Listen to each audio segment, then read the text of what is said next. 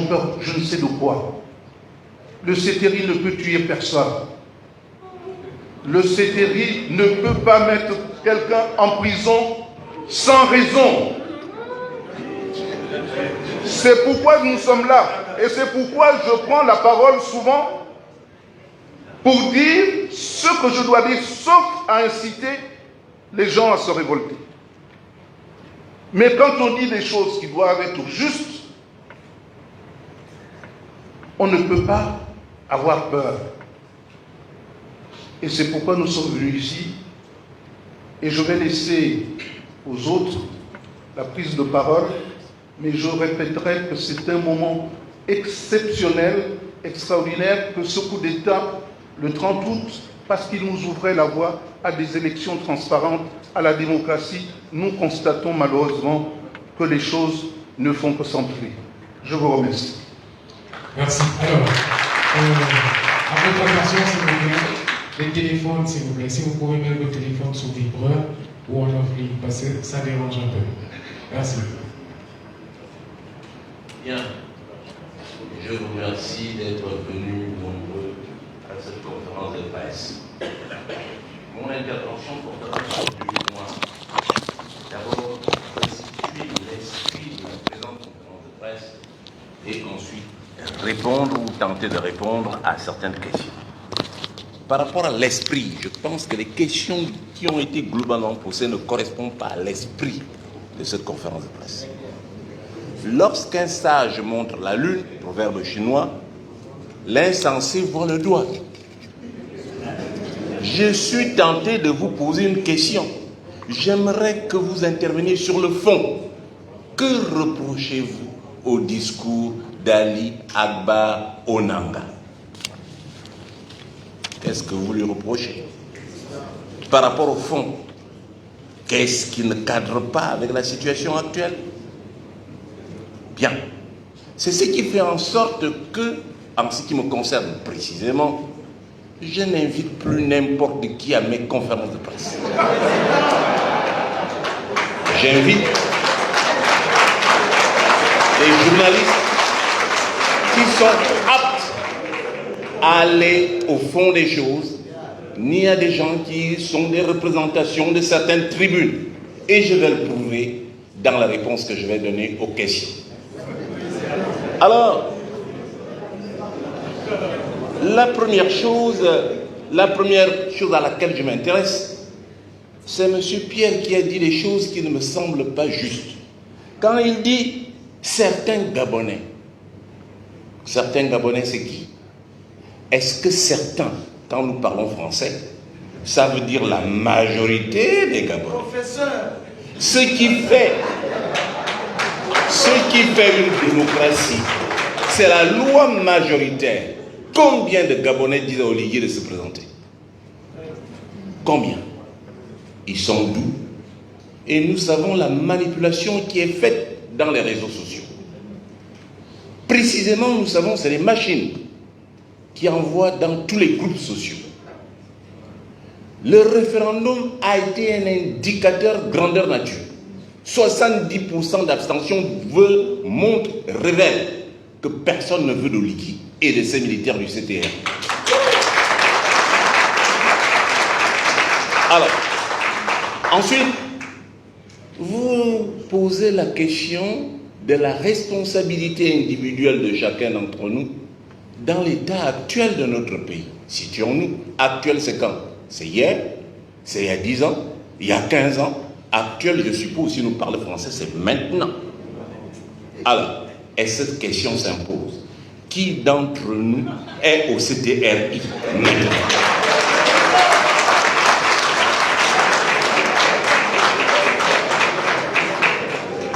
Alors,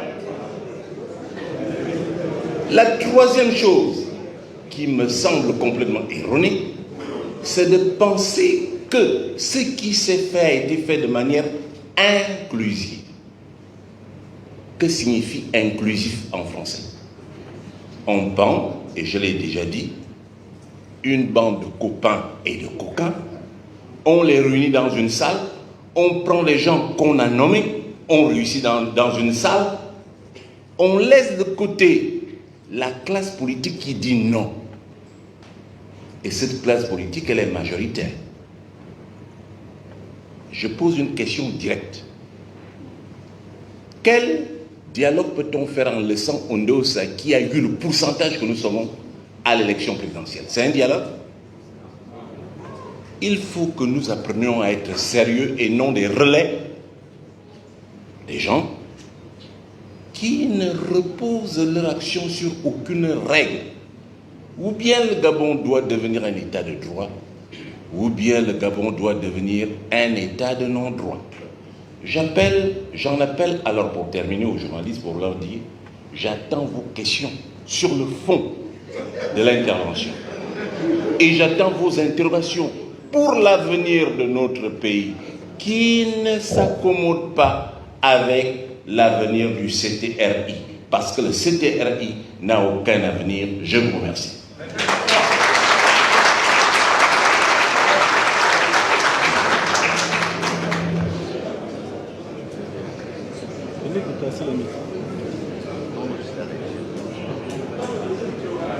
Le tien ne marche pas.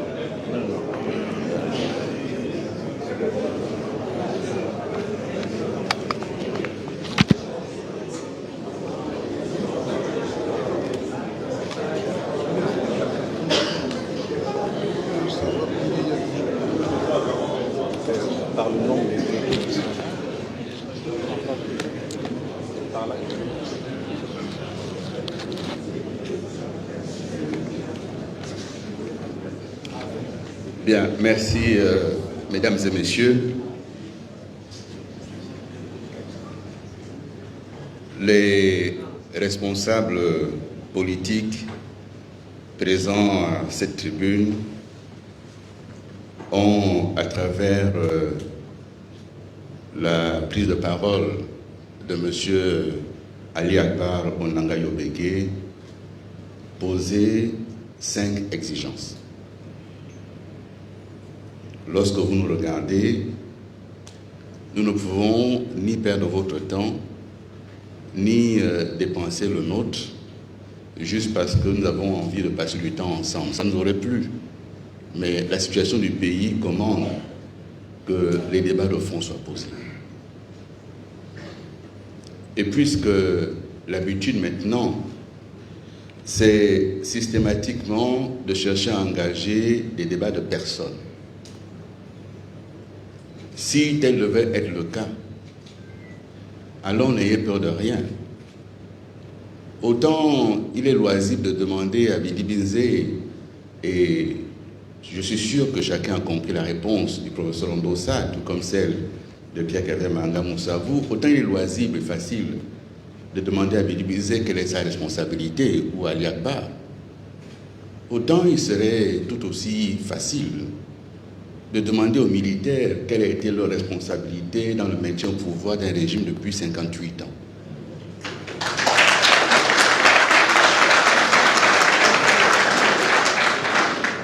Et c'est la raison pour laquelle j'aimerais, comme le professeur Ondosa l'a rappelé, indiquer que les 5 points de fond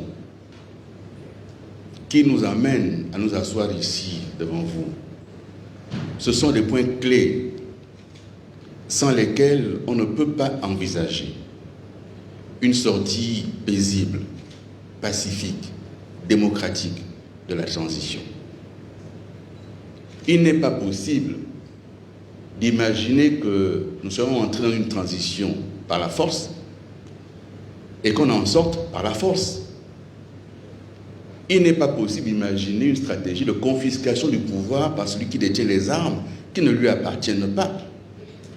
Ce sont les armes de l'État, ce ne sont pas les armes de papa, maman, enfant, etc.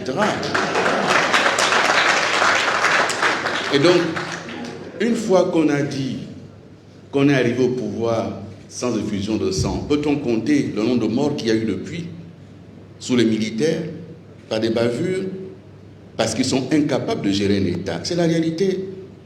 Faire un coup d'État, c'est une chose. Gérer un État, c'est autre chose. Et si on doit parler des éléments factuels, il y aura le moment pour en parler. Mais pour l'heure, 5 points ont été indiqués. Et sur ces 5 points qui ont été indiqués, Ce sont des points clés, des points fondamentaux. Les militaires n'ont rien à faire à gérer l'État. Notre loi le dit et les normes internationales le disent également. Donc il faut qu'ils entendent raison. Les manipulations qui se préparent, dans quelques jours, il y aura des appels à la candidature des uns et des autres. C'est une perte de temps. Vous savez, je termine par là. Moi, j'assume mon parcours. Je l'assume. Et je l'assume en tirant toutes les leçons positives. Et ce qui a été négatif, on le corrige. Lorsqu'il y a quelque temps à peine, l'opposition, j'étais Premier ministre, appelait à un dialogue, appelait à réorganiser les choses. Nous avons fait la sourde oreille, on n'a pas entendu. Et nous voyons à quoi ça a abouti.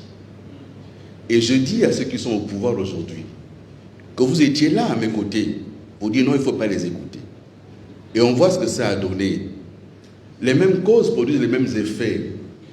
Si vous réduisez le coût et vous n'entendez pas raison, on arrivera fatalement à la même situation. Et le Gabon n'en a pas besoin. Il faut entendre raison pour sortir de là, la tête haute, et tout le monde la tête haute. Et pour ceux qui parlent et qui sont les relais des uns des autres, le conseil qu'on peut donner, c'est de revenir au discours initial de prise de pouvoir par les armes et de revenir au discours du 4 septembre 2023. Nous allons organiser des élections inclusives, transparentes, afin de rendre le pouvoir aux civils. Il faut en revenir à cela. 1. 2. Lorsque nous évoquons la question du retour à l'ordre constitutionnel signifie chacun à sa place. Les militaires, dans l'ordre constitutionnel, ne sont pas à la tête des institutions. Ils sont en caserne. C'est ce que ça veut dire l'ordre constitutionnel. Et ils n'ont pas, eux, à s'arroger les pouvoirs que personne ne leur a transférés. Sinon, c'est la loi de la jungle, la raison du plus fort. Et il me semble que quand même, nous qui sommes ici, nous avons à la fois une expérience de la gestion de l'État. Parce que n'oublions jamais quand même que ici, sur cette table, chacun à un moment donné a géré une... Cette expérience amène à dire le chemin qui est pris là était un mauvais chemin. On peut ne pas entendre raison, c'est leur problème. Mais nous allons continuer à partir d'aujourd'hui à marteler ce que nous disons là. Et il n'y a aucune raison qu'on ne soit pas entendu. Quant au peuple gabonais, je termine par là, aucune section du peuple ne peut s'arroger le droit d'exercer la souveraineté. C'est le peuple gabonais tout entier. Lorsqu'on dit les Gabonais pensent que, apprenons à dire certains, comme l'a rappelé, et la voix de chacun est respectable. Mais pour que ça soit pris en compte, c'est le principe de la majorité. Et rien qu'en excluant nous qui sommes ici, peut-on considérer que la majorité des Gabonais, c'est ceux qui sont là-bas, sans nous qui sommes ici? Non. Il faut donc entendre raison, repartons, rediscutons, posons sur les bonnes bases cette constitution adoptée à la va-vite, à la sauvette, sans respect d'aucune norme, et qui est violée au quotidien par ceux qui l'ont fait adopter, est un problème. Si nous ne sommes pas capables, en tant que Gabonais, de voir que ça, c'est un problème, on reproduit le même schéma, à savoir, on va au pied de celui qui donne les nominations parce qu'on veut être nommé, et en même temps, on est incapable de comprendre que là, ça ne va pas pour le pays. Mais la conséquence, c'est que demain, il y aura une nouvelle crise, et nous sommes en pleine crise. Merci. Encore 3 intervenants. Il n'a pas parlé. C'est pas fini. Allons-y. Je viens de vous prendre.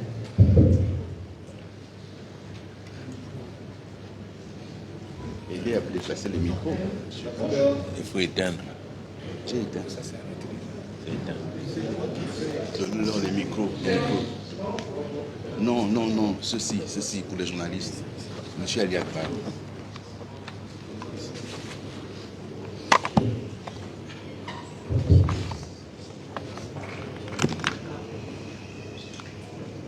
Bonjour. Bien.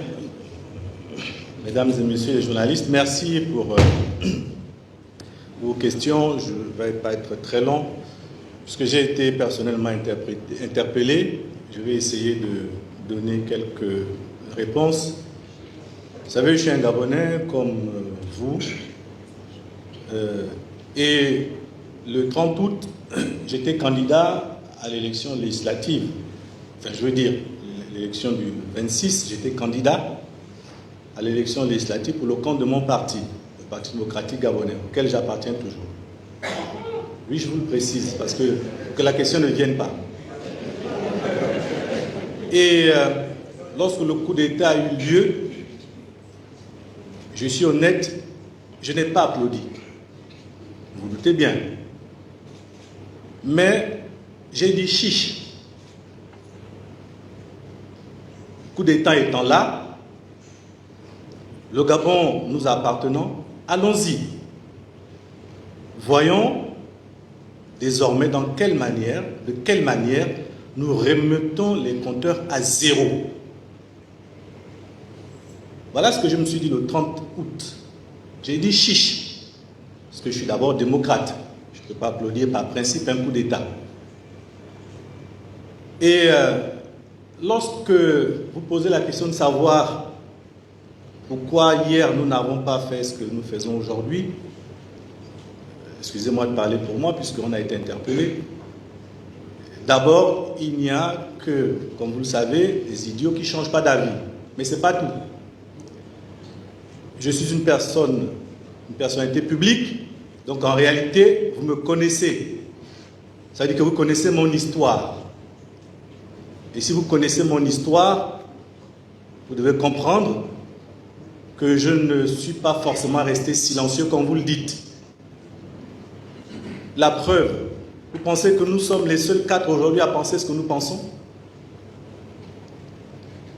Vous le croyez sincèrement? Mais est-ce que vous voyez tous ceux qui pensent que nous pensons le dire ouvertement? Pensez-vous que ceux qui pensent comme nous, là où ils sont, n'agissent pas? Vous êtes sûr? Il y a donc des moments où, en fonction des circonstances et de la situation de chacun d'entre nous, le plus important, c'est faire ou dire quelque chose. Moi, dans mon parcours, j'ai montré qu'à un moment, j'avais des principes et des valeurs et que je n'étais pas forcément d'accord de la manière dont tout se faisait. Et je l'ai dit dans les endroits où ça devait être dit. Et comme vous le savez, ça m'a coûté ce que ça m'a coûté. Et je ne regrette rien. Si c'était à refaire, je referais. C'est d'ailleurs pourquoi je suis là aujourd'hui, pour faire maintenant publiquement ce que je n'ai pas pu faire hier. Donc ne doutez pas sur ma compréhension de la situation et sur ma capacité à transcender mes propres intérêts pour l'intérêt général. C'est ce qui m'amène à être là aujourd'hui devant vous. Et j'aurais pu ne pas répondre à la question de « on ne fait pas du neuf avec du vieux ». Mais si je gardais silence sur cette question, j'aurais pris celui qui a posé la question pour un imbécile. Car vous savez qu'on répond aux imbéciles par un silence. Donc je ne vais pas le faire, je vais donc répondre. Et la personne qui pose cette question, je pense qu'elle a un minimum d'intelligence. Et donc je lui demande d'aller regarder, parce que l'archive existe, d'aller voir ma prise de parole du 30 novembre 2015 à Franceville. Je mets cette personne au défi. Si après avoir vu ça, cette personne vient raconter ce qu'elle raconte là, alors je dirais que c'est un imbécile.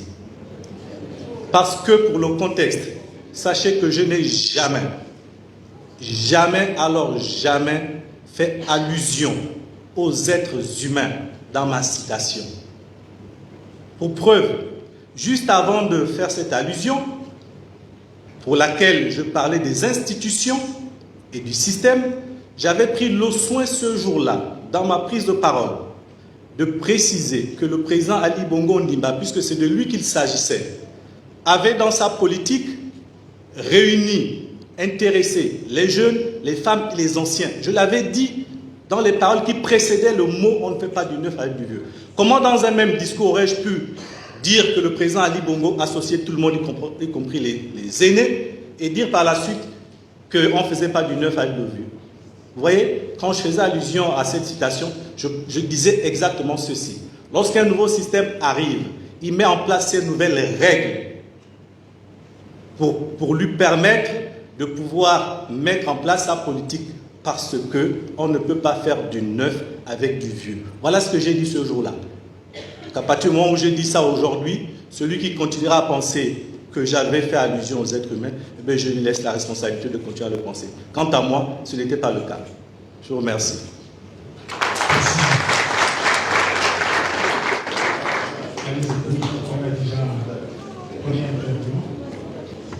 Bonjour, je suis Amélie Pontignaga, journaliste pour l'agence France Presse. Je voulais vous poser la question, est-ce que vous pouvez nous éclairer en fait sur l'alliance que vous constituez à l'heure actuelle? Vous avez évoqué la nécessité d'avoir un chronogramme précis de la transition avec des dates d'élection. Qu'est-ce que ça veut dire pour vous actuellement qui êtes tous réunis derrière cette table?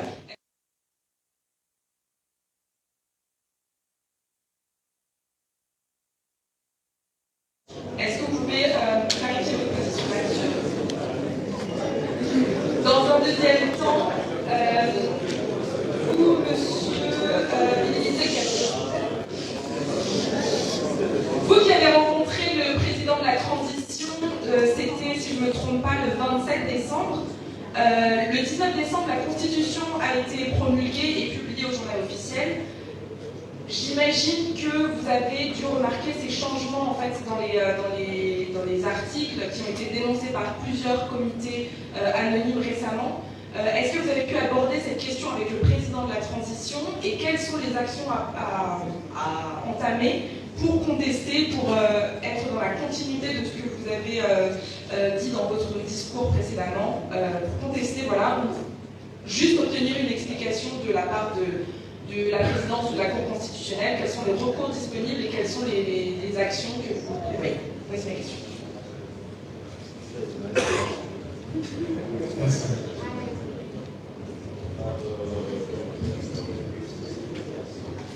Bonjour, Pasteur Robian, journaliste à TV Plus Afrique. Sur les 5 exigences. 4. Appel à la mobilisation générale du peuple gabonais. On se rappelle qu'il y a eu une élection référendaire et le BIL emporté à plus de 91%. Quelle est votre lecture de ces résultats? 5. Communication immédiate du chronogramme de la transition. Messieurs, on sait que la plateforme Ensemble pour le Gabon a été reçue par Brice Notaire Oligui Nguema, l'ancien vice-président de la République, Pierre Papin Manga Moussavou, a eu un tête-à-tête avec Brice Notaire Oligui Nguema. Est-ce qu'au cours de ces échanges, vous n'avez pas discuté du chronogramme exact de la transition? Dernière question sur le cadre électoral. Actualité oblige, il y a eu la mise en place d'un organe pour assurer les élections à venir. On parle de l'autorité de contrôle et de supervision des élections et référendums. Quelle est votre lecture de cette structure? Merci. Vous ne vous avez pas entendu la déclaration? Vous ne vous avez pas entendu parler? Bonjour. Communicateur et créateur de contenu sur les réseaux. Alors, j'ai 2 questions sur l'engagement des citoyens, notamment les jeunes. La première est... Alors, quel est le rôle de la jeunesse dans la consolidation de la démocratie? Des mesures spécifiques sont-elles prises pour encourager la participation des jeunes et de la femme à la vie politique et électorale? Merci.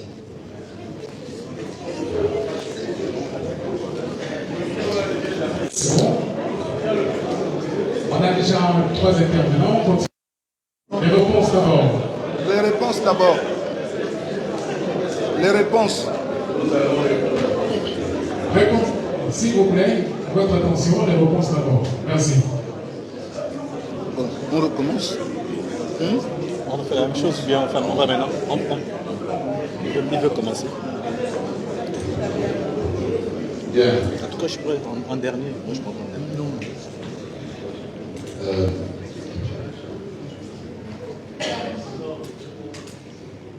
Sur la question de savoir si c'est une nouvelle alliance politique, le propos qui a été prononcé par M. Aïda Olanda était très clair à ce sujet. Ce que nous faisons ici n'est pas une alliance politique, ce n'est pas un parti politique. Nous avons émis 5 exigences qui nous mobilisent. Nous allons, chacun ce qui le concerne, continuer à travailler pour ces exigences-là, à la fois dans notre constitution, mais aussi dans les groupes auxquels nous appartenons solidairement avec les autres. Deuxièmement, ce que nous disons, ce sont des points qui sont liés les uns avec les autres. Il ne s'agit pas de détacher l'un des points. Lorsque nous posons l'exigence d'un calendrier de sortie de la transition, c'est en prenant en compte l'ensemble des autres points, parce que tout est lié. Il ne s'agit pas de se dire qu'ils ont demandé un calendrier, on leur offre un calendrier sans tenir compte de la refonte du système électoral, sans tenir compte de la nécessité pour les militaires de regagner leur caserne, sans tenir compte des choses, tout est lié. Tout est lié.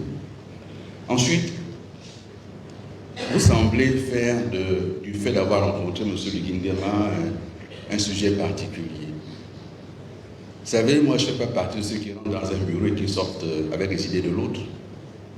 Moi j'entre avec mes idées et je lui dis quelles sont mes idées. Et les problèmes que vous évoquez lui ont été posés devant tout son secteur. Nous lui avons dit très clairement qu'il a modifié la Constitution unilatéralement en violation de la loi et de la Constitution et qu'il n'avait pas le droit de le faire et qu'à minima, il aurait dû convoquer une session du Parlement après avoir consulté la Cour constitutionnelle sur les coquilles qu'il y avait, si tant était ces coquilles. Il y avait des changements de fond, il n'avait pas dû le faire, nous lui avons dit, et ceux qui ont assisté à ce document sont présents ici, dans cette salle, et donc ce que je dis là, je lui ai dit en face. Tout comme la question de la loi électorale, nous lui avons dit qu'il n'est pas question que le ministère de l'Intérieur organise les élections. Donc quand vous dites qu'il y a un organe qui a été créé, nous avons dit dans ce document que nous rejetons tout ce qui est fait actuellement. Il faut reprendre tout cela à zéro. Nous l'avons dit, nous ne sommes pas là parce qu'on a du temps à perdre. Ce qui est fait actuellement ne correspond à rien du tout et il faut tout reprendre à zéro. Comment voulez-vous comprendre quelque chose à un système électoral où on vous dit que le ministère de l'Intérieur a l'exclusivité de l'organisation des élections et on crée ensuite 2 entités qui dépendent du ministère où les gouverneurs seraient des présidents de commission? C'est impossible, c'est inacceptable, donc nous ne l'acceptons pas. Sur la question de TV+ Afrique, bon, écoutez, oui, on a rencontré M. Oligui, on lui a dit ce qu'on lui a dit. Et si demain on le rencontre, on lui dira les mêmes choses. Moi, je ne suis pas devant la caméra sans être capable de lui dire ce que je vous dis là en face. Nous lui avons dit qu'il ne peut pas organiser tel qu'il le fait là, que ce n'est pas possible. Et oui, s'il s'engage dans cette voie, c'est une voie sans issue. Et c'est très clair, c'est sans issue. Et donc, non, nous ne sommes pas là parce que nous voulons nous amuser. Nous avons dit les choses très clairement. Premièrement, la Constitution n'a pas à être modifiée. C'est illégal, il n'avait pas à le faire. Vous avez entendu tout à l'heure, même en se référant à cette propre Constitution, ils la violent. Lorsqu'ils font le code électoral en référence à la Constitution, ils violent. Et donc, ils ne sont pas capables de comprendre ce qui se passe. C'est d'abord cela. Et ensuite, nous ne sommes pas là dans la demande d'un calendrier électoral parce que nous préparons aux élections. Nous demandons une remise à plat de tout et remettre la transition sur les bons rails, dans un caractère plus inclusif. Ceci manque d'inclusivité. Donc demander si nous sommes là pour préparer des élections dans une alliance, non, ce n'est pas le sujet. Le sujet aujourd'hui, c'est de ramener la transition dans les bons rails parce qu'elle est sortie des rails sur lesquels eux-mêmes s'étaient engagés à mettre le pays. Donc voilà notre position aujourd'hui. Merci.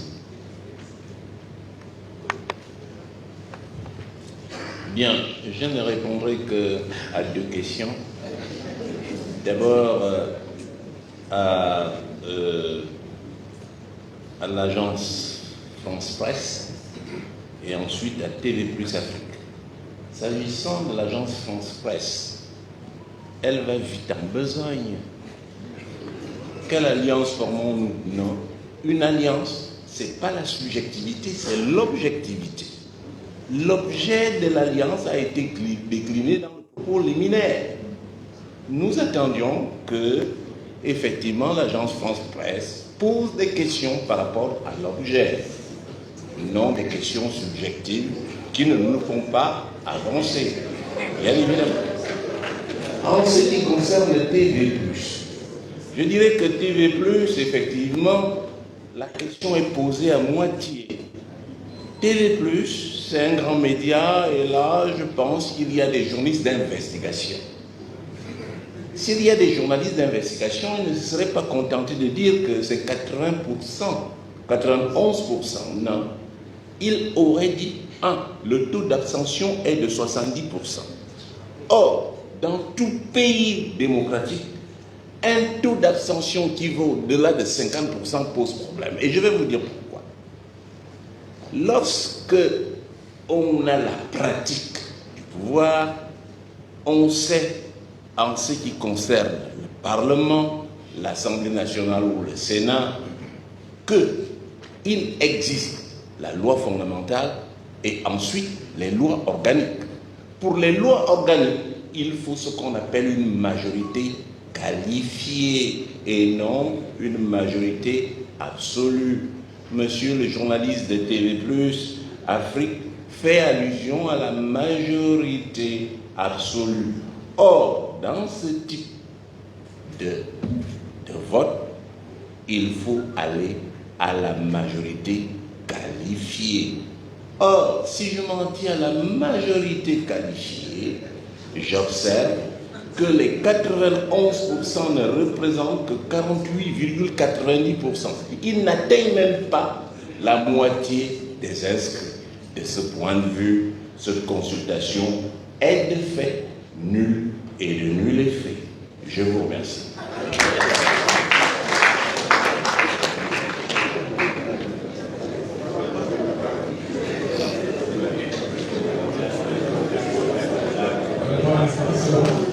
Non, c'est pas, on n'a pas fini.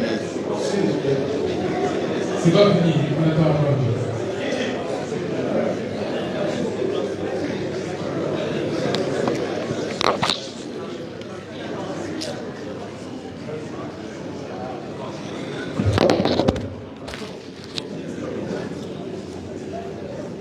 Bien.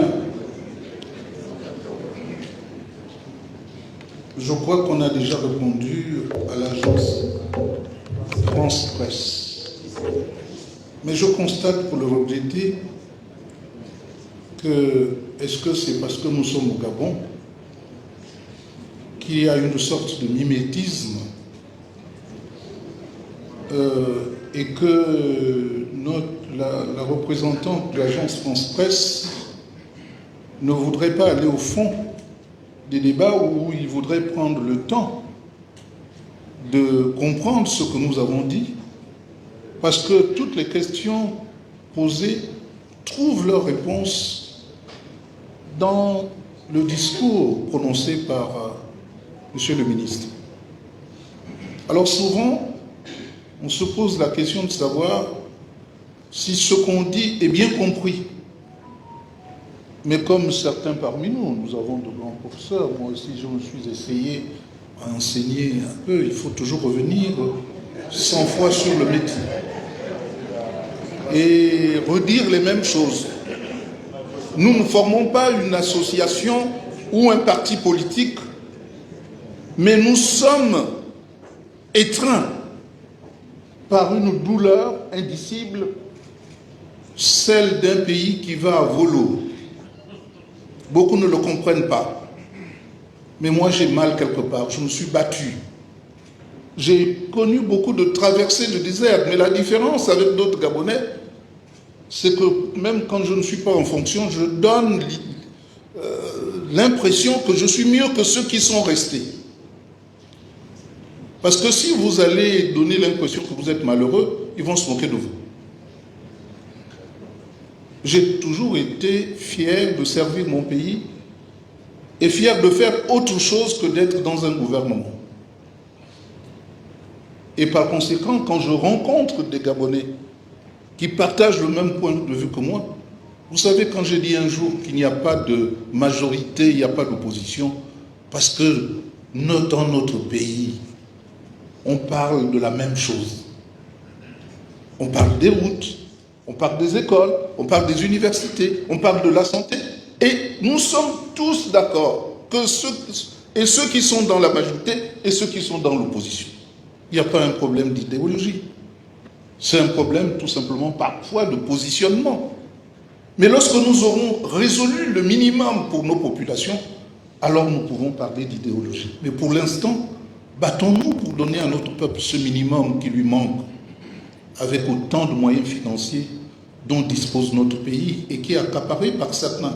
Quand je dis certains, il ne faut pas confondre ceux qui travaillent, ceux qui ont pris pour eux de travailler toute leur vie et qui ont quelques petits résultats qui sont confondus à ceux qui prennent pour eux ce qui appartient à tous. Maintenant, notre ami pasteur, je me suis toujours posé la question de savoir si c'était son prénom ou sa profession. Pasteur, vous êtes journaliste en tant que pasteur. Ou c'est un prénom, mais c'est parfois l'occasion de...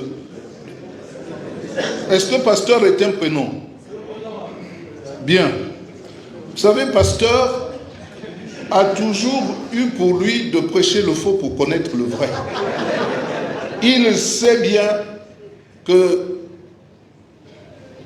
le référendum a été boudé par la population à hauteur de 70%. Il le sait. Mais il nous pose la question parce qu'il voudrait manger le piment au travers de nos bouches. C'est notre rôle et il a raison. Le professeur Ondosa a répondu. Je crois que c'est suffisant. Mais moi, je voudrais répondre parce que je ne sais pas à quel moment j'ai eu un aparté avec le président Oligui. Vous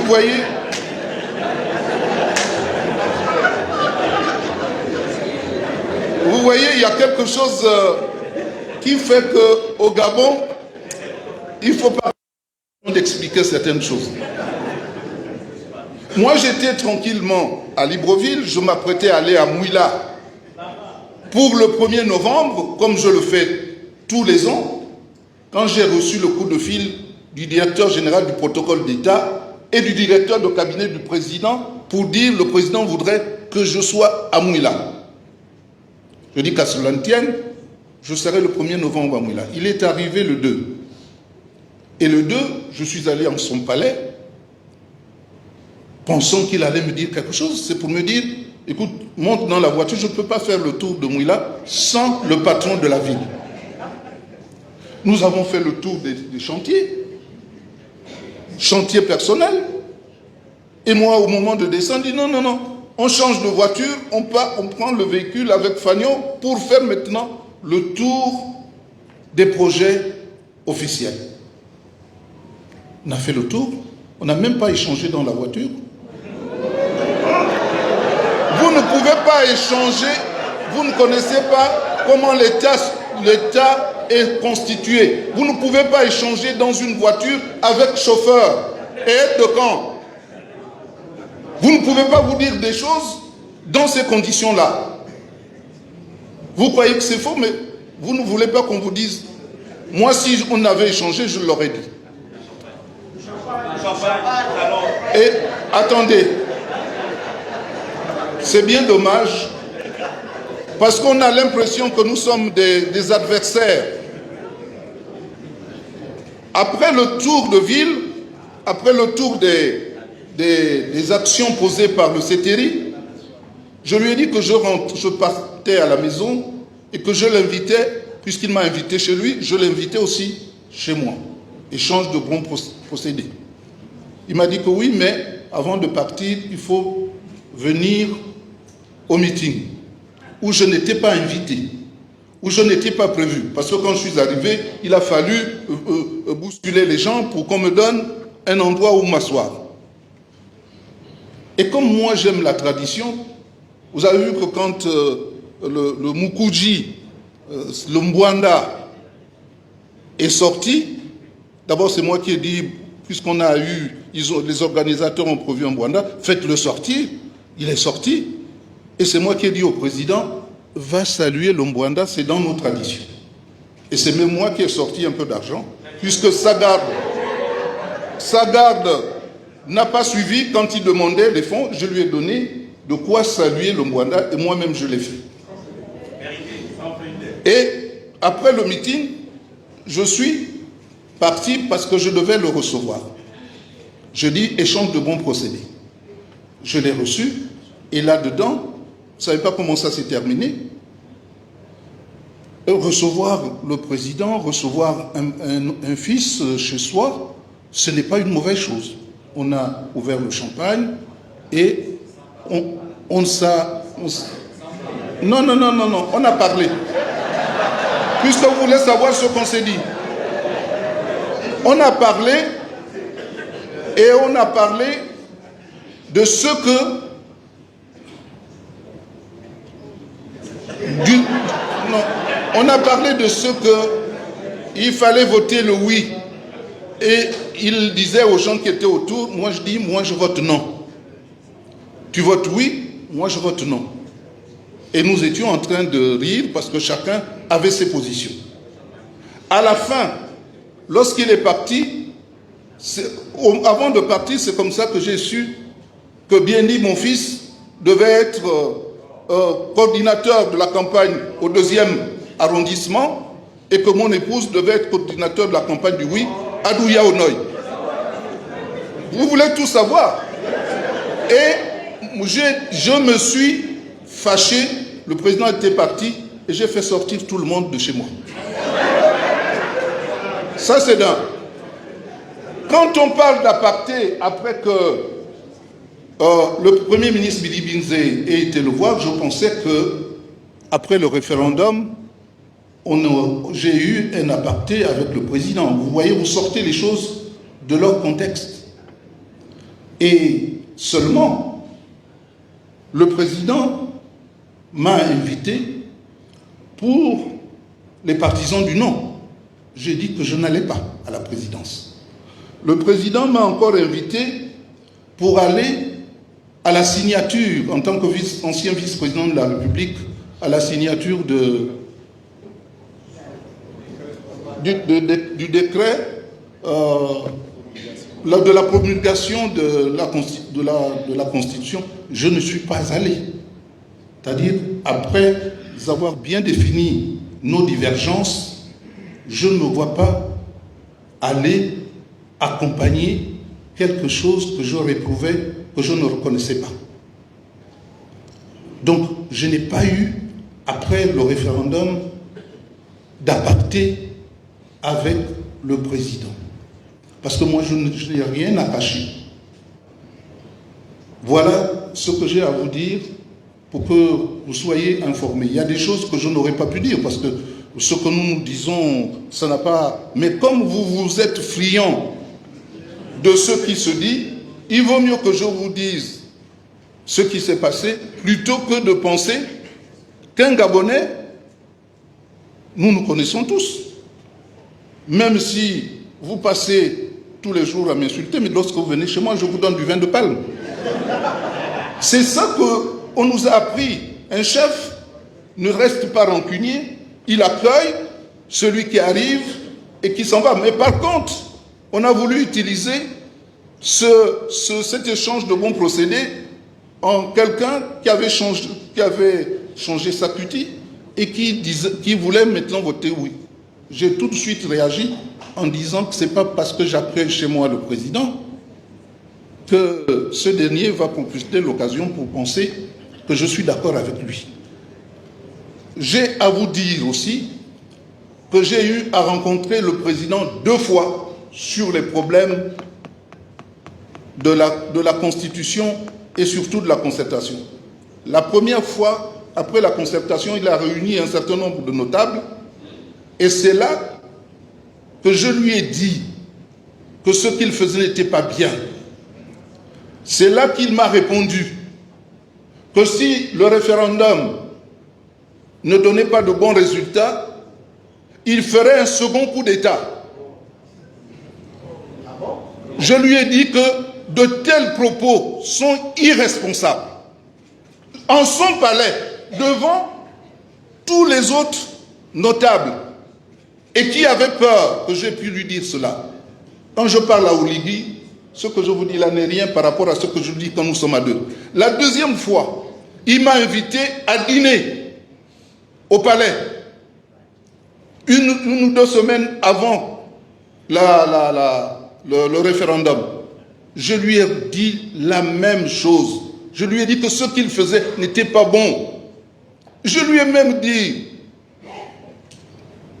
que les stratagèmes dans la Rome antique faisaient en sorte qu'un prince recrutait un général qui recrutait des soldats pour aller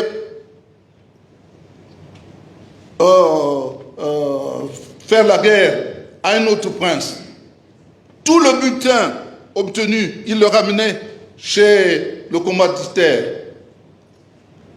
Et ce butin, le prince disait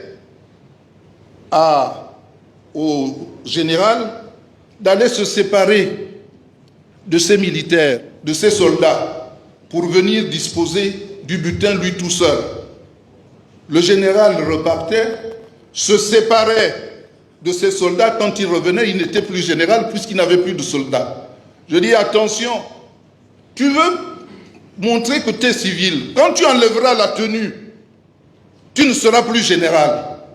Et quand tu reviendras, on dira mais où sont tes soldats puisque tu as refusé de rester soldat comme les autres. Donc tu seras complètement dépouillé. Tu as intérêt à sortir par le haut et à faire en sorte que tu organises des élections dans la transparence, sans que tu sois candidat, et le peuple gabonais te sera reconnaissant parce que tu auras permis à ces Gabonais de retrouver leur dignité et donner un sens au vote. Voilà ce que je lui ai toujours dit. Merci. Alors, nous allons prendre la dernière série de questions. Journaliste dédié, d'abord votre média.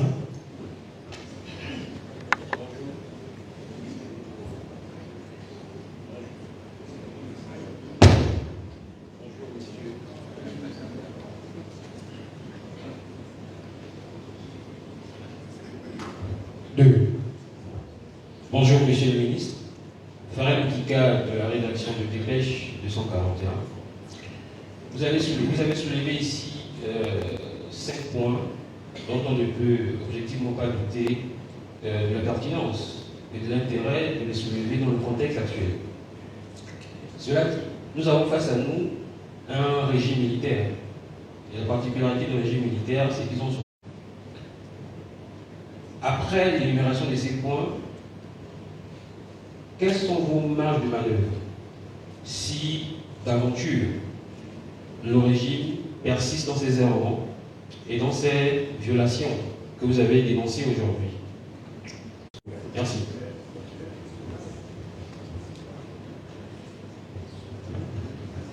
Priorité aux journalistes.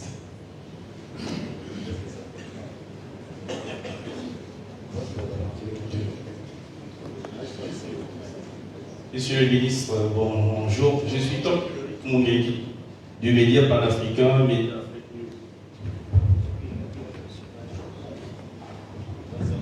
Je disais que je suis Tom Mungeki du média panafricain Média Afrique News. Nous avons bien compris la démarche qui est la vôtre, démarche d'ailleurs à saluer. Nous avons également compris que vous appelez les populations à soutenir votre démarche.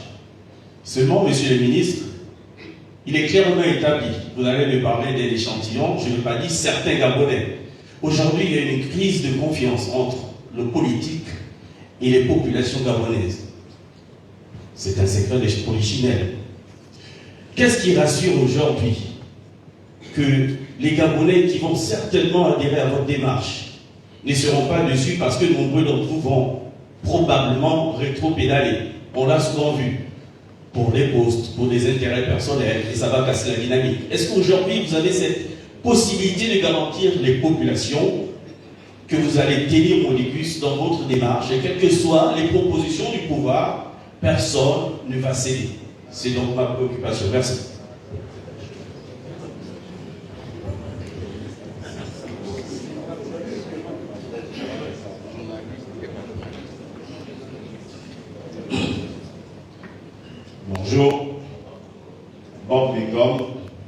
212, candidat à la mort. Je voudrais d'abord saluer les services spéciaux qui sont dans la salle et les autres unités de renseignement et attirer l'attention des messieurs les ministres. Comme vous avez bien aussi consommé cette eau, et dans ces verres, je vais vous conseillerais de ne même pas boire cette eau. J'ai suivi attentivement le ministre Ali Akbar. Je suis tout à fait du même avis que vous. Je soutiens votre position. Mais tout en vous rappelant, vous avez eu quand même des propos assez durs face à un journaliste. Lorsque vous le traitez ou vous le simulez à un imbécile, lorsqu'on sait qu'un imbécile, c'est celui qui a un coefficient intellectuel inférieur à son âge. Donc, sauf si vous voulez m'empêcher de parler en tant que citoyen. Priorité aux journalistes.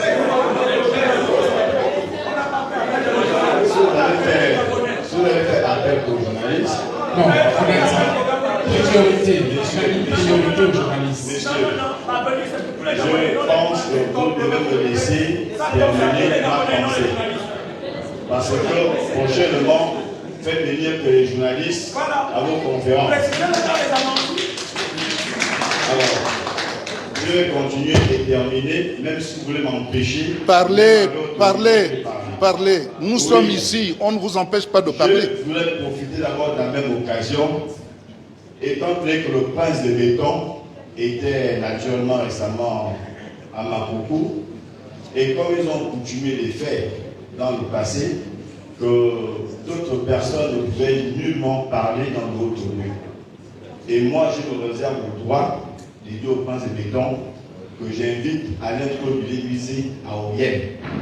Et nous allons faire un tour en Oukoum, dans le village du prince de béton. Et j'assume les conséquences de ce qui pourra arriver.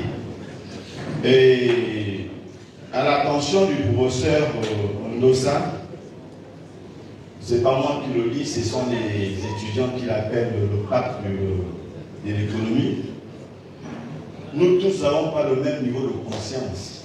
Donc il faut essayer de comprendre les journalistes et la population que nous sommes.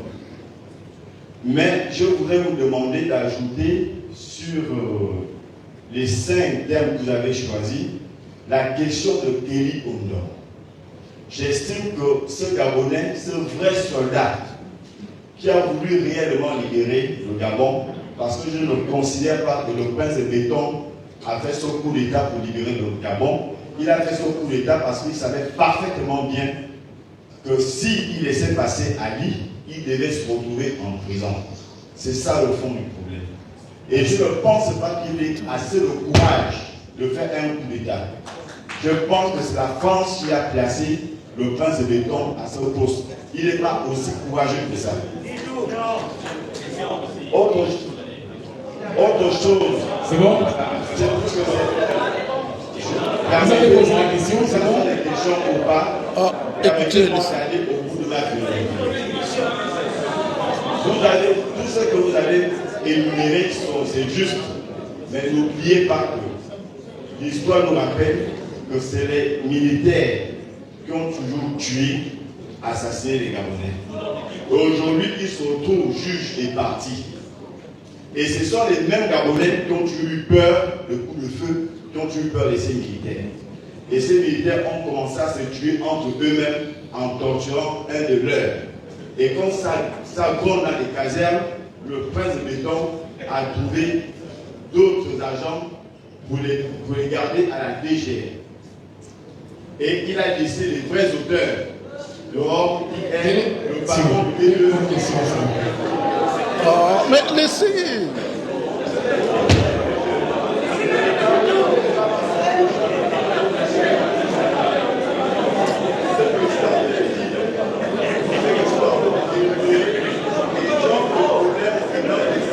Donne-lui l'autre micro. Micro. Ce que je suis en train de dire est dans les 5 points que vous avez énumérés et j'estime que c'est important. S'ils ont commencé à se tuer entre eux-mêmes, ce n'est pas vous qui ne vont pas tuer, ce n'est pas les personnes qui ne vont pas tuer. Et nous avons deux auparavant, il y avait une seule province où on trouvait des extrémistes. C'était la Haute-Ogooué. 2% des acteurs étaient des extrémistes. Mais on retrouve aujourd'hui 2 régions dans le Haut-Ogooué et dans le Wellington, plus précisément au Yem, on retrouve des extrémistes femmes. Je suis femme, je suis de Yem et j'assume les conséquences. Et ça représente un danger pour ce pays. Et ils sont prêts à mettre ce pays à 100. Que vous le voulez ou pas, il faut l'accepter que ça va se terminer comme ça parce qu'ils ne sont pas prêts à lâcher le pouvoir. Et ça, c'était un bon moment au départ. Merci. Merci.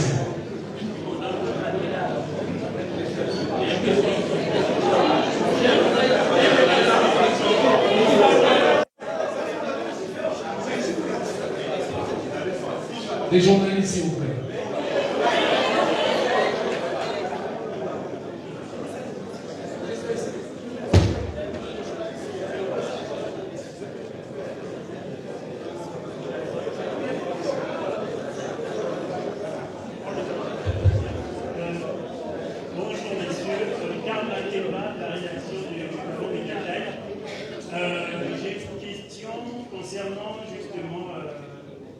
les leviers dont vous disposez pour vous faire entendre vis-à-vis des autorités de la transition. Il me semble que la question de l'inclusion avait déjà été posée au moment du dialogue national inclusif, au moment des travaux sur la révision de la Constitution. Et là, question essentielle, l'avant-projet de code électoral est élaboré sans des acteurs majeurs de la vie publique, donc des acteurs qui sont même engagés dans le processus électoral, donc des acteurs politiques. Là encore, la question justement des leviers dont vous disposez se pose. Comment entendez-vous vous faire entendre? Et autre question un peu plus personnelle, désolé au professeur Albert Ondossa qui n'aime pas qu'on sorte un peu du sujet essentiel. Cette question est adressée à M. Ali Akbar Onanga.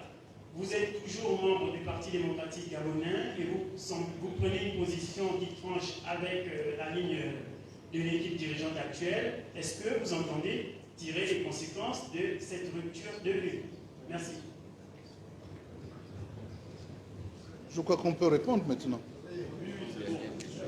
L'avant-dernière question. Oui, allez-y. Dernière question, s'il vous plaît. Bonjour, je suis Félix Moussina pour la rédaction du média 241. Alors, vous avez dit dans vos propos, et je cite M. le Premier ministre télévisé, que ce rassemblement aujourd'hui n'est pas un parti politique et que vous le faites dans l'intérêt des populations. Ce que vous voulez, c'est que le CTRI, c'est accompagner la transition à aller bien jusqu'à son terme. Donc, éviter toutes les déviances qu'on constate actuellement. Est-ce que pour éviter ces déviances, vous ne gagnerez pas à les accompagner en acceptant de travailler à leur côté, par exemple?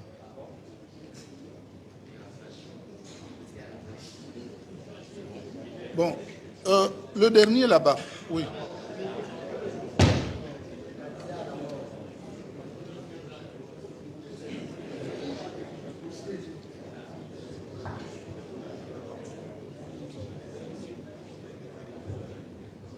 Merci, Foussé Chimida, je suis journaliste communicant et ancien chroniqueur chez Radio France Internationale.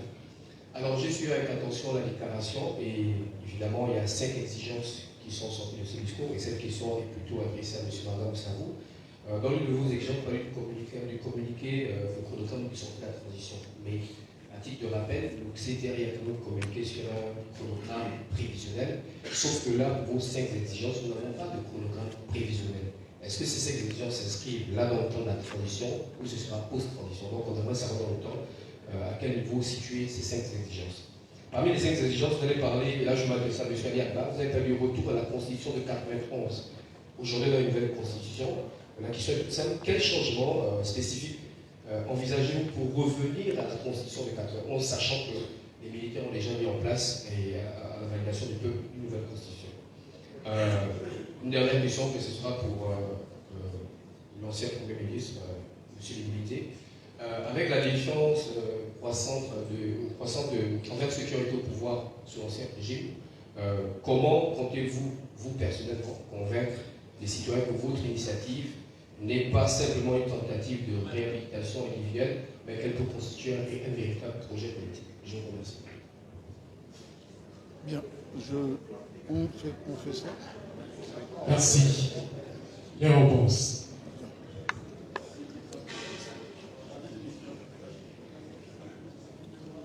D'abord, la peur. La peur de mourir.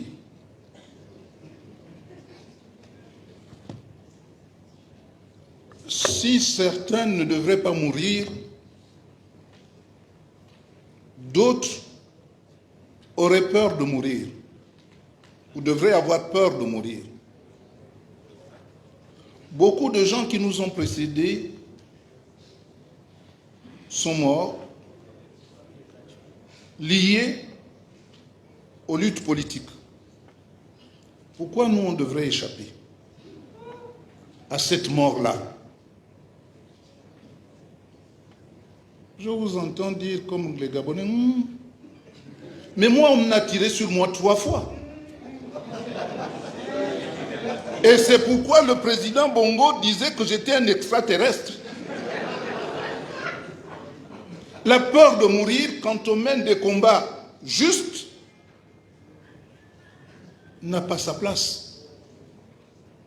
Et ceux qui donnent la mort aux autres, est-ce que vous pensez que ces gens-là vont mourir un jour? Si oui, qu'ils se mettent à la place de Dieu pour décider de la mort de chacun d'entre nous. Ce qui fait la faiblesse de notre pays, c'est notre population. La peur de mourir. La peur de dire ce qu'on a à dire à un autre citoyen gabonais pour lui dire que ceci n'est pas à toi seul. Tous ceux qui ont été au gouvernement, ils sont là, peuvent témoigner de ce que, même en plein conseil des ministres, je n'ai jamais eu peur de dire au président ce qu'il fallait faire pour ce pays. Je l'ai toujours dit. Et je n'ai pas peur. Non pas parce que la mort, je la sollicite, mais parce que je ne pense pas, moi, donner la mort à quelqu'un qui expose des idées contraires aux miennes. Sauf si je cherche à attenter à la vie d'un autre et qui, pour se défendre, peut aller jusqu'à me donner la mort. Ce qui ne se justifie pas, parce qu'on ne doit pas se faire justice soi-même. Dans le cas du CETERI, qui dispose des armes de la nation, le CETERI n'est pas là pour donner la mort aux citoyens gabonais, pour que nous ayons peur. Ils sont venus en libérateurs, mais tout de suite, ça c'est pour faire un peu rire la salle, quand ils se sont retrouvés à Oyem avec son oncle, il a dit que, en fait, ce n'était pas pour libérer le peuple, c'est pour prendre un gibier. Un gibier qu'il a pris subrepticement, pensant que c'était seulement son oncle qui était en compétition. Alors que c'était un groupe d'individus qui chassaient ce gibier-là. Il l'a pris et il nous a annoncé sans sourciller qu'il faut faire maintenant avec lui. Et comme les Gabonais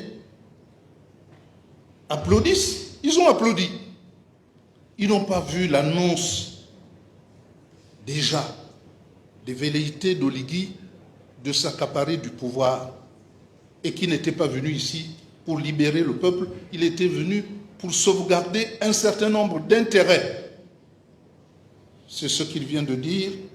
Monsieur en noir, Comment il s'appelle? Bon, en tout cas, peu importe. Vous avez raison. Parce que déjà, à ce moment-là, il traduisait. Et comme il manipule les populations, il voudrait dresser les populations du Wellington, je ne dis même pas les populations du Wellington, d'un canton, contre tous les autres Gabonais. Et il voudrait, quand il va là-bas, il dit, vous êtes mes papas. Quand il va au Togo, ils disent, le pouvoir est toujours à nous, il ne faut pas s'illusionner. Ils ne m'ont pas élevé, donc je fais ça pour qu'on conserve le pouvoir. Ça, nous le savons. Mais vous croyez que moi, je vais être contre les témoins parce qu'il va dire ça? Non. Je vais seulement faire prendre conscience à ceux qui donnent raison à ce discours qu'ils le font contre la nation gabonaise. Donc, moi, je n'ai pas peur. Je réponds pour moi, je n'ai pas peur. Je n'ai jamais eu peur. Depuis mon jeune âge, je n'ai jamais eu peur, ce n'est pas maintenant que je vais avoir peur. La crise de confiance du peuple envers les politiques, c'est cette même crise de conscience qui se répand sur les militaires du CTRI. La preuve, les applaudissements qu'il y avait au départ, l'engouement qu'il y avait au départ, aujourd'hui, où est-ce qu'on est rendu avec Oligui Nguema? Les gens doutent. Les gens ne sont plus au garde-à-vous comme avant. Donc les choses évoluent. La peur tombe. Et la confiance qui régnait ne règne plus. Donc, ce n'est pas seulement les hommes politiques, mais c'est la classe politique et les militaires qui auront du mal à regagner les casernes. Parce que ceux qui sont restés dans les casernes ne les voient pas d'un bon œil. Peut-être qu'ils se seront trop enrichis. Et pour repartir dans les casernes, ça va être difficile.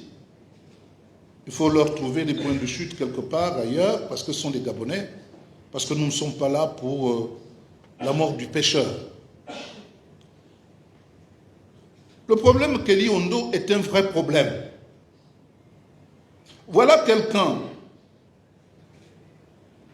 qui a pris la première chaîne de télévision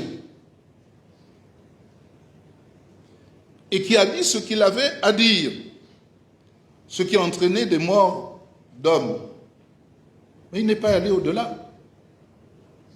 Mais comme c'était Kelly Ondo qui a osé le faire, il fallait le sanctionner à jamais. Le coup d'État d'Oligui était un coup d'État surfait, arrangé. À vaincre sans péril, on triomphe sans gloire.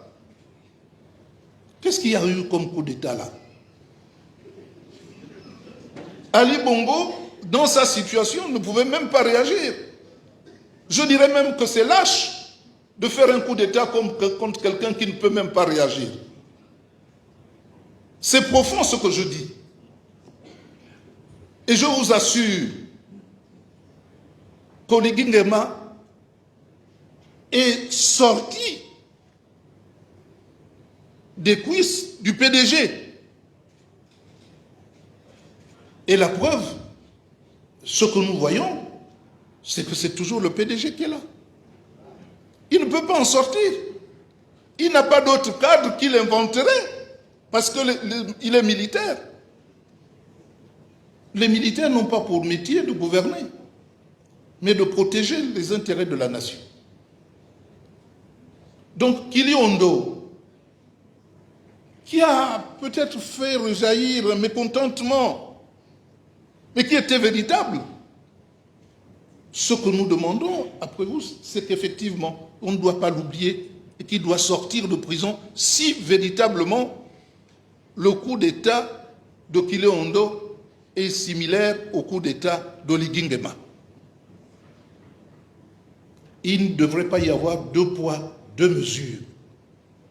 La première chose qu'Oligui Nguema aurait pu faire, c'est faire sortir son frère d'armes, d'autant plus qu'il était à la garde présidentielle comme lui. Et ce qui vous fait dire que la nature du coup d'État de Kelly Ondo est différente de celle d'Oligui Nguema.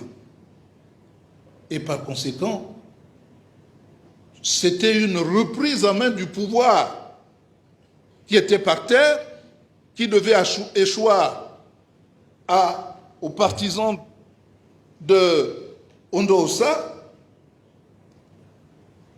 qu'il fallait préserver, alors que Kili Ondo venait bouleverser toute la donne et faire en sorte que les tenants du pouvoir puissent le perdre véritablement.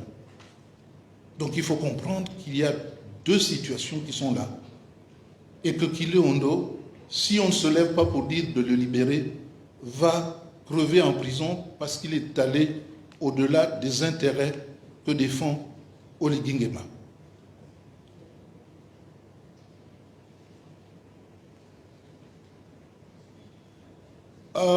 S'agissant des exigences, vous savez, quelqu'un a posé la question de savoir comment nous allons nous y prendre. Mais mon Dieu, lorsque nous venons dénoncer une situation dans une conférence de presse bondée de monde, c'est pour que les journalistes soient le relais. On se bat de plusieurs manières. Les conférences de presse permettent de relayer le message. D'ailleurs, l'annonce même de cette conférence de presse a fait que les gens ne dorment pas. Et de vous voir aussi nombreux dans la salle, ça donnera des insomnies. Et ne croyez pas qu'on est seul. Nous sommes suivis de par le monde. Cette conférence de presse était attendue. Et vous croyez que ça n'a pas d'incidence sur Oligui Nguema? Ça a une forte incidence sur les décisions que prendrait Oligui Nguema. Il fait la sourde oreille. Nous ne sommes pas les seuls à le lui avoir dit. Il fait la sourde oreille. Il pense qu'il a des armes. Il pense que tout va bien. Mais déjà dans son cercle de militaires, ça ne va pas. Ça veut dire que tout le monde n'est pas d'accord avec le fait de jeter aux orties toute une armée, toute une défense, qui au sortir de là sera complètement déconsidérée par une population. Quand un militaire n'a plus de parole, qu'est-ce qu'il en reste comme possibilité de défense? Vous avez des pays autour de nous, un peu plus loin, où l'armée ne peut pas aller en guerre contre une autre armée parce qu'elle n'a plus de capacité de se battre. Donc, il faut éviter cela à notre armée.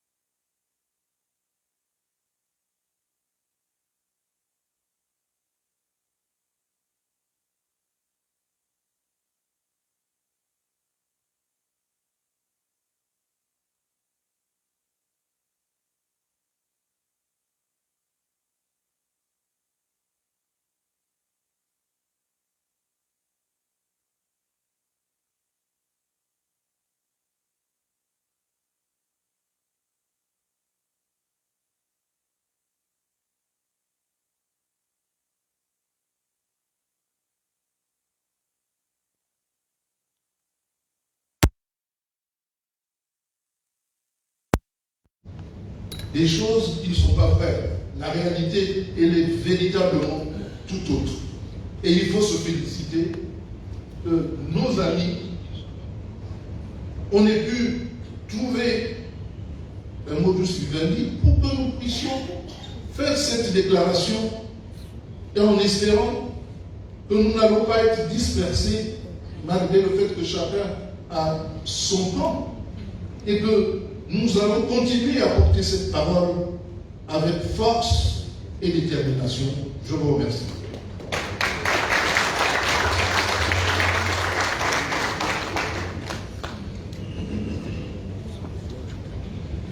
Lorraine.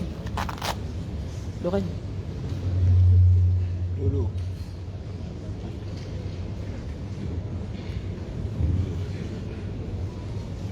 Ça va bien.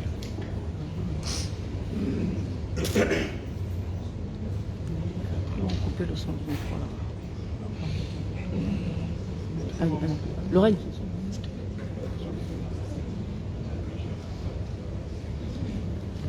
S'il te plaît. Bien. À mon tour, je vais me livrer à cet exercice et répondre à quelques questions, notamment certaines qui m'ont été posées directement et d'autres qui m'ont été posées à tous. Je vais rappeler, parce que la question est posée, même si nous l'avons déjà dit, ce rassemblement, il constitue une convergence spontanée, comme je l'ai indiqué, de citoyens qui, en dépit de leurs différences sur de nombreux sujets, se retrouvent là aujourd'hui sur l'essentiel. Une inquiétude, une très forte inquiétude sur la direction que prend la transition dans notre pays. Voilà ce qui nous réunit aujourd'hui. Cette réunion ne fait pas disparaître nos divergences politiques par ailleurs. C'est là toute la beauté de la chose. Et c'est là que vous devez comprendre que nous avons transcendé quelque chose et c'est ce que nous vous demandons de faire. Pas de renier à ce que vous êtes, pas de renoncer à vos aspirations, à vos opinions, à vos convictions, mais d'être avec nous aujourd'hui sur... Nous voulons vous faire partager cette inquiétude. Nous voulons faire réagir tous ceux qui partagent cette inquiétude et nous savons que vous êtes nombreux. Et si vous nous avez écoutés, je sais que vous nous avez écoutés, vous avez entendu, j'ai convoqué. Qui ai-je convoqué? Nelson Mandela. Vous connaissez Nelson Mandela? Vous connaissez son histoire? Nous l'avons convoqué. Donc vous n'aurez... Enfin, vous nous posez la question pour savoir, mais on a déjà répondu à votre question. Quelle peur? Pourquoi avoir peur? Nous vous avons cité Nelson Mandela. Que vos choix soient le reflet de vos espoirs et non de vos peurs. Chers compatriotes, c'est de ça qu'il s'agit aujourd'hui. Que vos choix soient le reflet de vos espoirs. Espoir pour un Gabon véritablement démocratique et non de vos peurs, peurs de représailles. Quant à ma position par rapport au PDG, ce n'est pas le cadre. J'ai eu l'honnêteté de vous le dire, j'aurais pu ne pas le dire. Je vous ai dit que je suis PDGiste. Et je viens de vous dire, cette alliance n'efface pas ce que chacun de nous est individuellement. Donc, ce n'est pas pour moi ici le lieu d'aborder la question du PDG. Vous savez simplement que je suis PDGiste. Donc, je réserve aux PDGistes ce qu'il en est de ce que je pense et de ce que je fais ou de ce que je ferai. Mais je prends les positions que je prends en tant que Ali Akbar Onanga Yobege, membre du bureau politique du PDG, libre de ses positions. Je n'irai pas plus loin sur cette question du PDG. Celui qui a posé la question, s'il est journaliste, qu'il cherche à me voir, on parlera, si c'est interview, tout ce qu'il veut, je suis prêt à lui répondre. Et comme ça, il comprendra. La question sur la Constitution, quels sont les changements spécifiques? Il n'y a pas de changement spécifique. Notre revendication, elle est claire. Une Constitution est un ensemble de dispositions. Nous ne vous disons pas qu'on a choisi quelques dispositions pour que vous nous demandiez des dispositions spécifiques. Nous demandons le retour à cette Constitution parce qu'elle est celle qui nous permet, nous pensons qu'elle permet à ce stade où nous sommes dans notre pays de régler la question institutionnelle. Évidemment, nous sommes lucides qu'il faut opérer quelques ajustements rendus nécessaires par la situation présente, mais que ce cadre constitutionnel répond parfaitement à la situation du Gabon d'aujourd'hui. C'est pourquoi nous appelons au retour à cette constitution-là. Et bon, je ne ferai pas comme... Mais en tout cas, ce n'est pas un avis qui est isolé. Voilà, je préfère plutôt le dire comme ça. Quant à la question de savoir comment on fait pour assurer qu'on n'abandonne pas la cause en chemin, écoutez, je demande aux uns aux autres simplement de faire le Saint Thomas. En tout cas, en ce qui me concerne, faites le Saint Thomas et vous verrez par vous-même. Je n'en dis pas plus. Je vous remercie.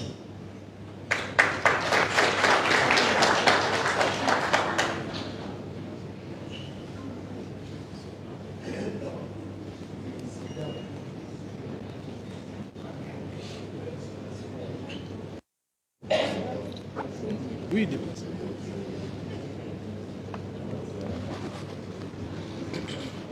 Bien, je vais tenter moi également de répondre à un certain nombre de questions qui nous ont été posées.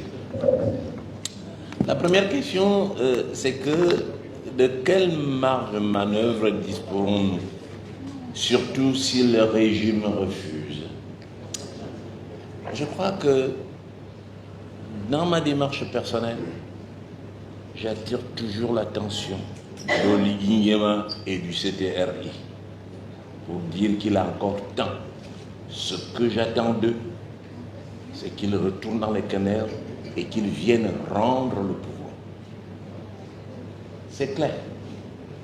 Maintenant, je ne vais pas au-delà. S'ils croient qu'ils sont forts, ils n'ont qu'à continuer. Je suis clair là-dessus. Alors, ne craignons pas les mesures, les poursuites. Si moi je craignais, je ne serais pas ici. Si je craignais, je ne serais pas dans l'action politique. Et je vais ajouter que j'ai été en 2014 victime d'une tentative d'assassinat. J'en ai vu. Et que je me suis dit à ce moment-là, plus jamais cela. Monsieur Mengom, s'il y a un sang qui coule, ce ne sera pas le mien. C'est clair. Ensuite, le média panafricain, Média Afrique News, parle d'une crise de confiance entre la politique et la population. Il faut peut-être nuancer. Il n'y a aucune crise de confiance entre la politique et la population. Il y a une crise de confiance. Le sommet de l'État et la population. Parce que le sommet de l'État depuis Ali Bongo ne va pas dans le sens, même depuis Bongo Père, des intérêts du peuple. C'est là qu'il y a une crise de confiance.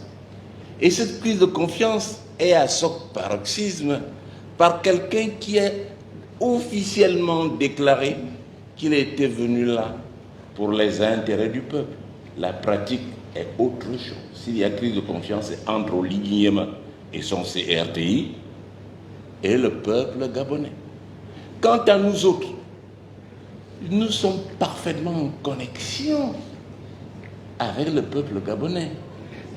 Malgré ce que nous sommes, malgré nos attitudes, malgré nos turpitudes, nous sommes en accord. Et tant qu'on est en accord avec le peuple gabonais, il n'y aura jamais un hiatus entre le peuple gabonais et nous.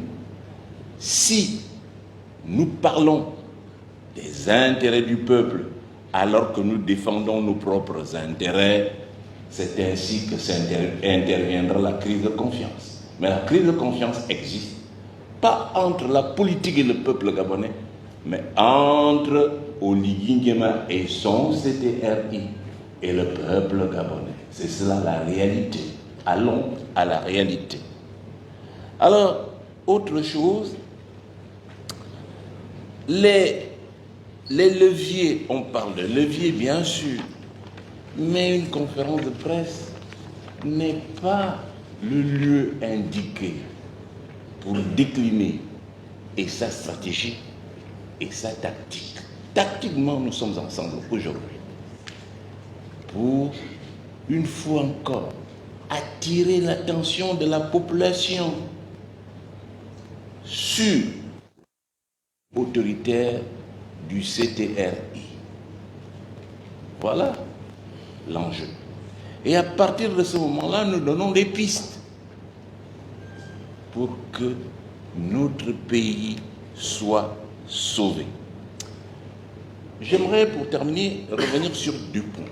Le premier point, c'est que on dit que ceux qui ne sont pas d'accord avec Oligui sont de l'opposition. C'est des écarts de langage qu'il faut éviter. Il y a majorité-opposition dès qu'il y a un vote à l'Assemblée. Et c'est ce vote à l'Assemblée qui détermine une majorité et une opposition. Or, ce qu'Oligui a dit au départ, c'est qu'il n'y a plus de parti. Une situation de transition ne peut pas donner lieu à une opposition et à une majorité. C'est impropre. Vous, journalistes, chaque fois que vous avez des faux politiciens qui disent cela, il faut les corriger. Il faut les reprendre. Bien, il n'y a pas d'opposition. Ce que nous faisons rentre tout à fait dans notre droit. On est en transition. Et ce que nous voulons, c'est qu'enfin, on ait une assemblée, on ait un parlement qui soit issu du vote des Gabonais et qui représente effectivement la population des Gabonais. L'autre point sur lequel j'aimerais revenir, bien, tout le monde parle de coup d'État. J'ai dit depuis le début que ce n'était pas un coup d'État, c'est une révolution de palais. C'est clair, et je garde la même position. Oligui n'a jamais fait un coup d'État. Il faut que nous soyons instruits de la réalité. Mais, puisque nous avons peur, nous colportons des idées qui ne sont pas nôtres. Et nous en sommes des faux relais. Ce n'est pas la peine de relayer ce qui est faux. Il n'y a pas eu coup d'État au Gabon. Non. Ni coup de la libération. Non. Et moi, je n'ai jamais applaudi. Pourquoi? Parce que j'avais les résultats du vote. Et ceux qui racontent des histoires, ça c'est leur problème. Les résultats existent. Je les ai. Oligui Nguema les a. Il y a bien eu un vainqueur à ce vote, quel que soit ce qu'on peut dire. Et de par le monde, il y a eu, aux États-Unis notamment, qui est une grande référence, des contestations, des malversations, et puis finalement, à l'issue de cela, les résultats ont bien été donnés. Donc il n'y a pas coup d'État. C'est une révolution de palais. Eh bien, ça fait mal de le dire, moi je m'en fiche, mais on a fini par se rendre compte que j'avais raison, que c'est une révolution de palais. À partir de ce moment-là, puisqu'ils ont fait une révolution de palais, ils pensaient effectivement être en accord avec le peuple. Le peuple n'est pas dupe. La preuve, vous êtes là. Le peuple n'est jamais dupe. On peut imaginer qu'on le trompe un moment, mais on ne peut pas le tromper tout le temps. Et le peuple est de moins en moins dupe. Je vous assure qu'à une élection, il ne peut pas aligner 5%. Ce n'est pas possible. Il n'a qu'à y aller. Alors, donc, ce que nous essayons de faire, nous quatre, c'est d'attirer l'attention et de construire. Et nous avons esquissé les bases d'une construction nouvelle. Les militaires à la caserne. Et je dois dire à propos des militaires que s'ils persistent, ce qu'ils font est pénal. Personne n'a le droit de gérer les sous publics s'il n'en a pas la compétence. Le CTRI, c'est quel machin? Ce n'est pas du tout l'Assemblée nationale qui a compétence en matière financière puisqu'il y a une loi de finances. Et quand, pour moi, leur condamnation est là, il faut qu'ils s'amendent. On n'a pas besoin de faire une instruction. Il suffit de filmer les pancartes qu'on voit. Projet CTRI. Mais non. D'où le CTRI tire-t-il son argent? Ça existe. Alors, il faudrait que nous sachions que personne n'a intérêt à ce que ça éclate. Nous sommes un petit pays, je répète, 1 500 000 habitants. Il y a à peine 450 000 votants. Pas plus. Le reste, c'est du trafic. À partir de ce moment-là, nous n'avons pas intérêt à nous tuer. Nous sommes si peu nombreux pour un pays qui dispose de tant de recherche, de ressources. Ce que nous disons, c'est qu'on peut mieux partager les ressources du pays. Ce que nous disons, c'est que ce pays peut mieux vivre. Ce que nous disons, il ne devrait pas y avoir de pauvres dans ce pays. Nous en sommes là. Et nous sommes là. Effectivement, c'est une mosaïque de personnes qui ont chacune sa tribune. Mais nous avons eu le sursaut de patriotisme pour nous mettre ensemble, pédégistes et non pédégistes, pour parler d'une seule voix, pour dire il faut arrêter cela, notre pays va mal. Que tous qui ont conscience de cela, je ne dirais pas adhère à notre mouvement, non. Chacun où c'est qu'il peut jouer le jeu. Vous, journalistes, vous avez de la responsabilité. Partir d'ici, vous allez écrire des choses que vous n'avez pas entendues. Parce que le pouvoir va vous soudoyer. Vous allez insulter. Moi, je n'ai jamais insulté personne. Vous allez dévoyer ce qui a été dit. Mais vous avez une responsabilité historique. Qu'allez-vous dire demain lorsque ce pays va éclater? Or, vous êtes le 4e pouvoir. À charge pour vous de prendre vos responsabilités comme nous, on a pris les nôtres. Vous êtes là, prenez vos responsabilités. On aimerait avoir des journalistes qui voient le Gabon de demain, qui pensent à nos enfants, qui pensent à nos petits-enfants.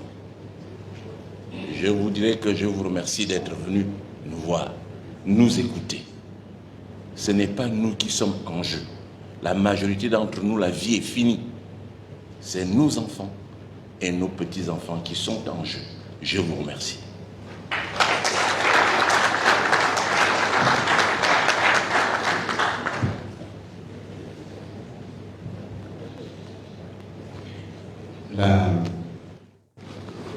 Un des problèmes que nous avons collectivement, c'est que nous nous habituons à écouter, à relayer le narratif de celui qui tient le pouvoir. Ce narratif nous a dit qu'il y a eu un coup d'État parce que les résultats ont été tronqués. Mais ce narratif a omis de nous dire qu'au sens de la loi gabonaise, tronquer les résultats est une faute pénale. Et quid de ceux qui donc auraient tronqué les résultats? Parce que je rappelle que l'élection de 2023 n'a pas été organisée par le gouvernement, mais par le CGE. Et qu'on voit aujourd'hui ceux qui, d'après ceux qui ont fait le coup d'État, auraient tronqué les résultats, promus à des fonctions importantes dans l'État. Il faut se poser les bonnes questions. C'est un narratif.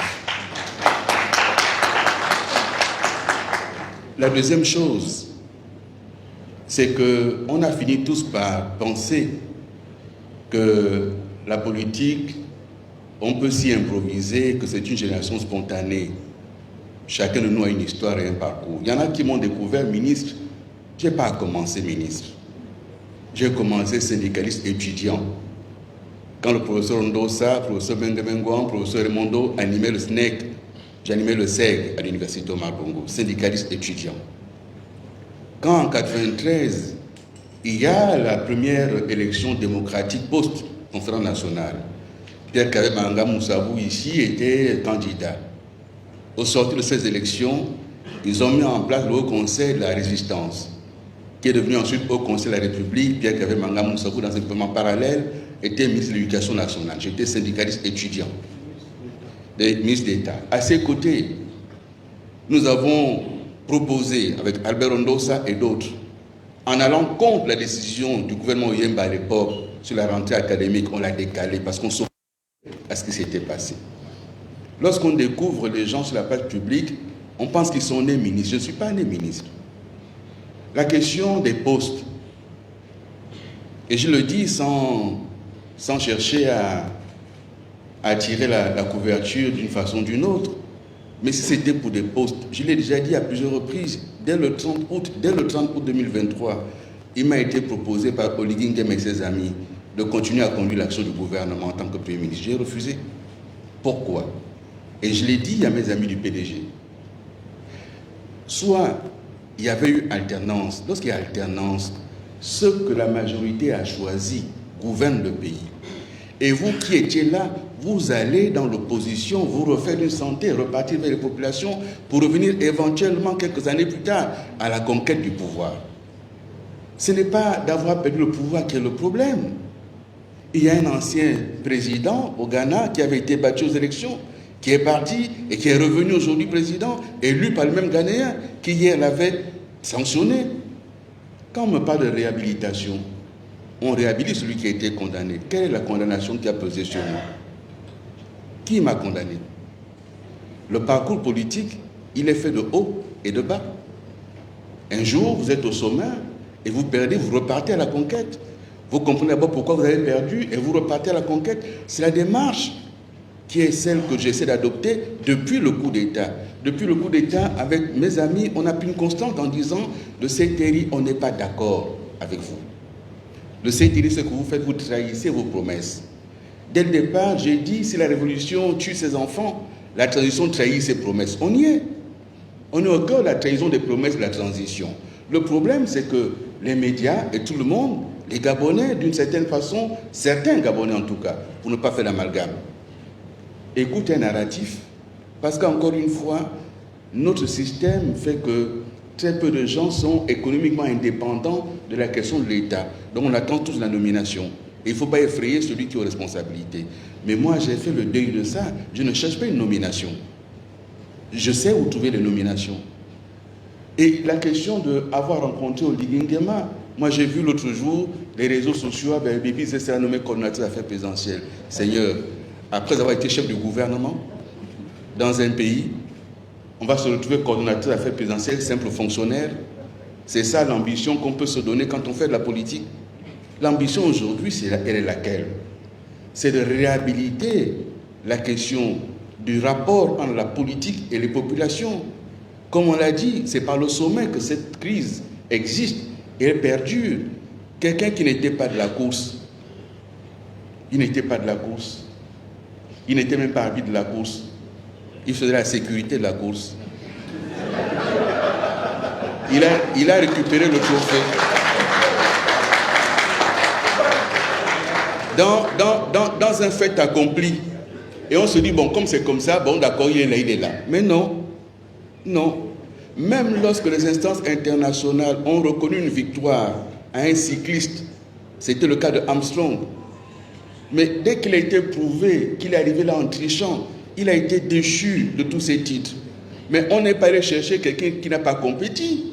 On a pris celui qui était numéro 2 en disant, non, non, celui-là a triché, c'est toi. Bien. Et j'ai dit, si on avait voulu bien faire les choses, on proclamait les résultats en disant, nous les militaires, puisque vous là, vous avez voulu dire que c'est Ali qui a gagné. Nous, les militaires, on proclame le vainqueur, on l'installe, on assure sa sécurité. Je l'ai dit. Et le PDG s'est allé dans l'opposition en disant, bon, Ndosa et les Haïtiens ont gagné, ils n'ont qu'à gérer l'État, mais vous nous posez la question à nous. Mais les amis d'Ndosa hier qui l'ont lâché, qui sont en face là, vous ne leur posez jamais la question, où sont leurs convictions? Ils ont mis où leurs convictions?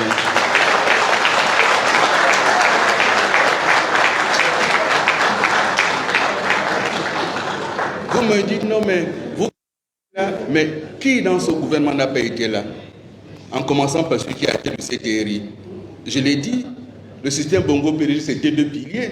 Un pilier d'animation politique incarné par le PDG et un pilier sécuritaire et répressif par la GR. Je l'ai dit, c'est le pilier sécuritaire qui a pris le pouvoir maintenant. Et là, les gens, ils s'alignent, on ne pose plus de questions. Quand on dit, mais faisons la commission vérité, justice et réconciliation, on dit, vous avez tué les gens, j'ai tué personne. Mais faisons cette commission. Disons qui a fait quoi? L'État gabonais, on nous a dit qu'on a annulé la dette. 7 000 milliards de dettes y avait-il, paraît-il. On est à combien aujourd'hui? En 15 mois, ils ont un bilan maintenant. En 15 mois, hypothèse basse, 1 500 milliards de dettes, 60 milliards de dettes par mois. Hypothèse haute, 3 000 milliards de dettes. Il faut maintenant qu'ils disent aux Gabonais ce qu'ils en ont fait. Ils ont maintenant un bilan. Donc, l'histoire de penser qu'on peut continuer à prospérer sur une forme de, allez, on va dire de rente mémorielle anti-Ali ou anti-PDG, c'est fini. Ils ont 15 mois maintenant. En 15 mois, que font-ils? Ça a été décrit tout à l'heure. Donc, ce que nous disons aujourd'hui, et on demande quelle stratégie. Premièrement, on s'est accordé, c'est le premier élément, mais on ne dira pas davantage. On s'est accordé pour dire, en l'état actuel du pays, qu'est-ce qu'on peut faire tous ensemble? Chacun a sa tribune, chacun s'exprime, chacun dit des choses. Et si on disait ensemble ce qu'on a à dire, en disant quelles sont nos priorités, quand même des personnalités aussi fortes qui s'accordent pour dire voici nos priorités, c'est la première chose. On a dit dans le texte que les éléments vont arriver les jours à venir. Nous ferons davantage. Une chose est certaine, ils le savent, ils ne s'y attendaient pas. Ils ne s'attendaient pas à ce qu'on se retrouve et qu'on mène des opérations ensemble. Une chose est certaine, les choses ne peuvent pas rester en l'état. Ce n'est pas vrai. Ce n'est vrai ni pour les militaires, ni pour ceux qui oseraient les soutenir. Ce n'est pas vrai. Il y a un risque majeur pour le pays. Et je voudrais terminer par là. La question du fait accompli, ça entraîne quoi?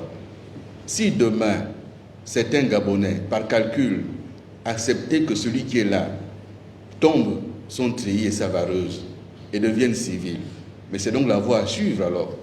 Donc le prochain militaire sortira de sa caserne, fera lui aussi la même chose, et le lendemain tombera son treillis et deviendra civil. Où est-ce qu'on va avec ça? Quel est le cycle qu'on engage? C'est pour cela que l'Union africaine, pour lutter contre les coups d'État, a pris des mesures.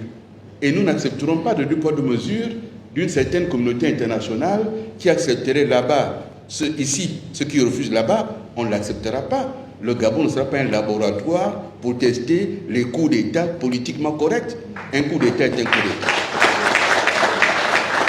Un coup d'État est un coup d'État.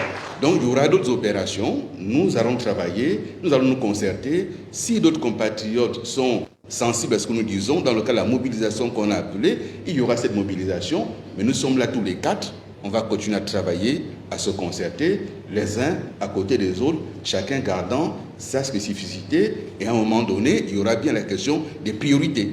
Et on va y arriver, mais avec chacun de vous, avec les journalistes, avec les compatriotes, les intellectuels, la diaspora, les hommes, les femmes, les jeunes, les notables, les politiques, pour que le Gabon avance et qu'on sorte de cette transition par le haut et tous responsables.